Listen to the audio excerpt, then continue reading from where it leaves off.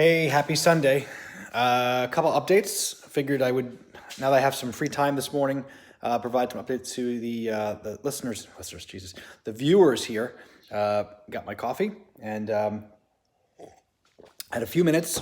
I figured I'd provide an update. The other week, I did, I guess I got the other month, I did an E46 M3 walkthrough. Since then, the car has been at the shop, I think for about a month. And I had a number of things done to the car, namely to replace the cracked rear, it's an RACP, and it stands for the rear something, part of the rear subframe. And it's actually not the subframe, because the subframe is the metal frame that holds the differential and all the suspension pieces, but it's the part of the body, underneath the body, that the subframe bolts to. And what happens is, over time, there's flex in the metal, and it fatigues and cracks in a number of spots, some spot welds and some other locations. So I had a couple of those fractures, those cracks, and I can tell because when I would drive the car, this is an SMG, when I drive the car and change gears, especially during spirited driving, you would hear a kind of a loud thud in the back. And it's sort of a notorious problem. It's a well-known weak point in the E46, an otherwise perfect car.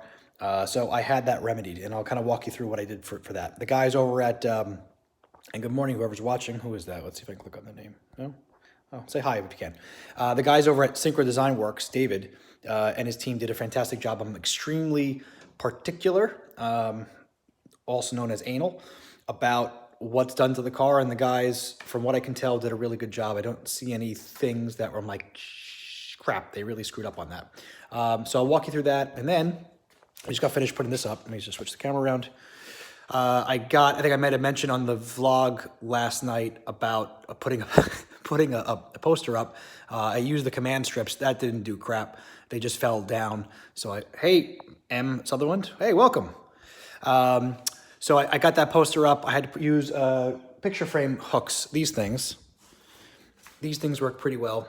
And I got some new screwdrivers. So those are getting donated to the wife. And I got some cool made in Germany Wea screwdrivers. So I got that up, and then I posted a couple of things from the car for sale, including the front springs and shocks, the rear springs, the rear dampeners, X-pipe, and the stock muffler. Because on this car, I decided to go, as I did in one of my other videos, CSL exhaust. So I got CSL exhaust and mid-pipe. Let's see if I can get some good video from down here. I might have to change things up. So that's what a new exhaust looks like. As far as parts go on the car, man, this is going to be hard to do. Let me just change this, get this frame off here. So a whole bunch of things were added to it because I suffer, probably like most of you that are watching this on a Sunday, scope creep. So while I went in for a rear subframe repair, I ended up putting in a new BMW Motorsport 3.91 diff, or gearing for the diff. So the diff was rebuilt. Actually, not rebuilt. It's a new diff. I kept my stock one because, you never know.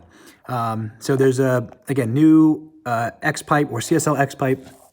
These have, let's see if I can get in there. These have Ohlins R&T coilovers. I put the Bimmer World rear control arm. That one is sort of a replica of the CSL. The CSL, what do they call it? Dog bone? Wishbone? The wishbone. It's they're no longer available, or if you can find them, they're like $900 or so. So Bimmer World made an adjustable one, and you had to get an adjustable one because when I did the rear subframe repair, I used a kit from CMP Auto, and I'll show you that. And part of that is I used solid aluminum subframe bushing. So there's no longer, or bushes, as you fellows in the UK say. There's no more any rubber bushings that attach the subframe to the body of the car. They're aluminum, and it changes the height of where it is. So everything along the suspension needed to be adjusted to accommodate for that. And that's why I didn't go back to stock. I went to the Ohlins R&T. And that required me to I couldn't use a stock lower wishbone. I had to use an adjustable one to keep the camber settings correct. So we got diff, suspension, some control arms, the bushings, and let's show you the magic. This is the part that will make my subframe indestructible. All right, let me get some of this crap out of the way. So you couldn't tell that I've got this crazy bar under here. So you pull up the mat. Oh, it's stuck on the seat. Love it when that happens. Here we go. So this is part of the CMP Auto rear subframe reinforcement kit. And this carpet piece comes up. Pull this out of the way. A little bit. So they cut into the subframe and they attach, it's kind of complicated. They attach these reinforcement bars into here, and it makes the body that much different. It ties into the lower frame of the body, where there was the chance of it flexing and causing more damage. And now it's completely solid, and I never have to worry about this again. So there's that. That's all done. And the guys did a really good job. I'm very happy with the work that they did. And I'm glad to have the car back in my hands and back together again. And it's really cool because when you put the carpet liner back on here, you really can't even tell. There's a little bit. See if the camera picks it up. There's a little bit of a rise, right? It's probably about inch and a half. But from a functional standpoint, I was able to pick up my kid's bicycle, fully assembled bicycle, at the store with the seats down with pretty much no problem. So that's kind of cool. Really cool practicality on the E46. Let's see what else. We'll go to the front of the car. Serious car envy. Love the color. Thanks, buddy. Or cheers, mate. I appreciate it. That's why I do this, because, my wife doesn't want to hear about this crap, and my kids are too young to really care. So I figured spend a few minutes and share some of the enthusiasm that I have with the rest of the community here. So interior-wise, the only thing I did was, or differently, is I got new floor mats. I bought, here, check this out. Let me grab this.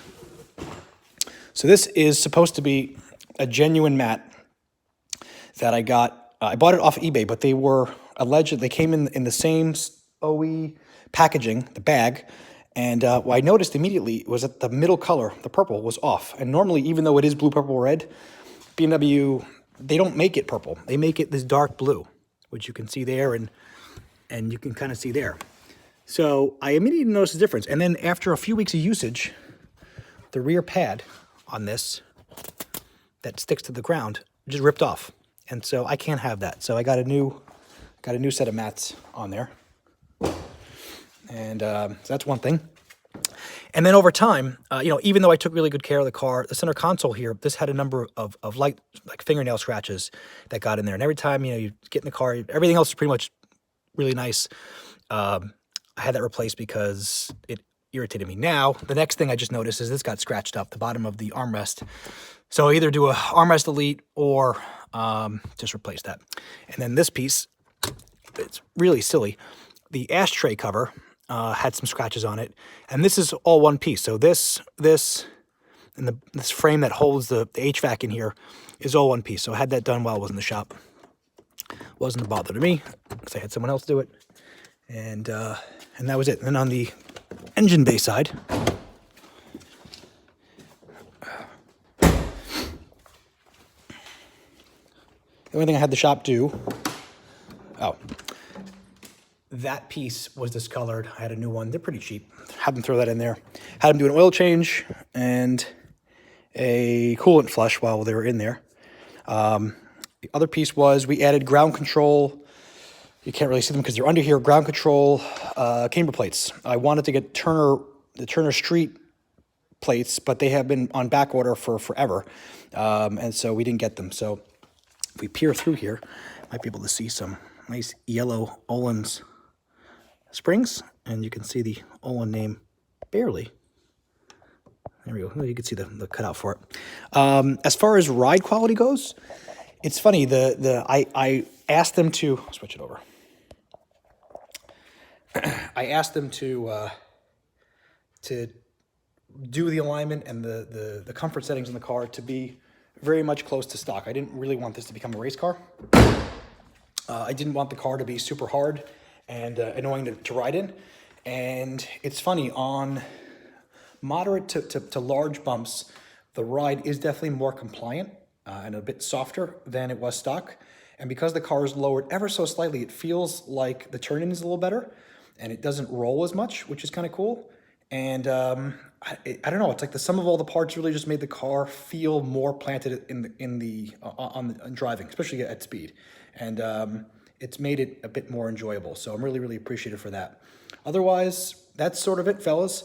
Trying to sell these parts. If you're local to Atlanta or Georgia here, I'm posting these things on Facebook Marketplace. They're in pretty good shape. The car, they only have 54,000 miles or so on them, and the exhaust is in fantastic shape. So if you want them, I'll sell them to you. I also have some of these bits here. These are the interior pieces that I told you. Here you can kind of see a little bit of scratches on the front one. See, I am not that crazy, or maybe I am. I'm sure some of those that are out there now are in much worse shape. And I think that's it. Yeah, that's it. One last thing, a quick update on the M2 CS. I picked up, switch this around, sorry about that. I picked up a grill badge for it. I figured it'll go somewhere nice on either the right side or the left side, or the other way around, once I get the car. And that's it. So please like, subscribe, share, all that fun stuff so I can help grow my membership base. I really appreciate you all watching. Any comments, leave them on the message below, and I'll get back to the message. Oh, crap. Guy, Guy Ho, I think his name was, had asked me the other day what size tires I have on the M3. I hear you, bro. So on the rear, I've got 265/30s. These are CSL sizes. And the fronts, I also have CSL spec, which is 255, 45, I think? No, 35. 235, sorry. 235, 35, instead of the 225, which is the regular US non-CSL spec. So those are the CSL wheels, so they are a little half-inch wider in the front. So 235 in the front, 265 in the rear. There you go, Guy. Hope that helps you. All right, everyone. See you all later.